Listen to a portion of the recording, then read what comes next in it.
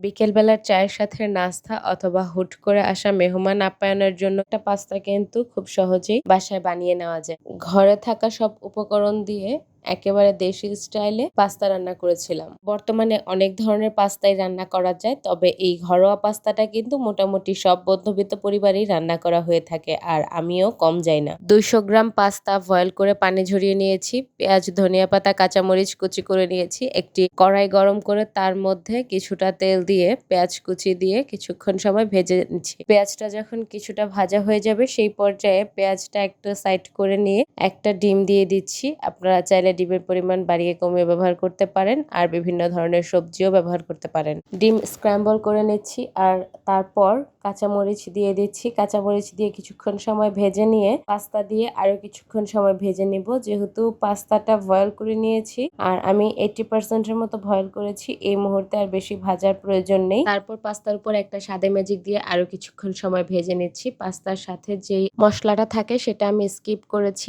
এই পর্যায়ে একটুখানি টমেটো সস দিয়ে দিচ্ছি স্বাদের জন্য। টমেটো সস, স্বাদে ম্যাজিক এবং সয়া সস ব্যবহার করার কারণে আমি কিন্তু লবণের পরিমাণটা কমিয়ে ব্যবহার করি। আপনারা আপনাদের স্বাদ মতো লবণ ব্যবহার করবেন। আরো একটি স্বাদে ম্যাজিক এবং 1 চামচ সয়া সস দিয়ে ভালোভাবে নেড়েচেড়ে নামিয়ে নিচ্ছি।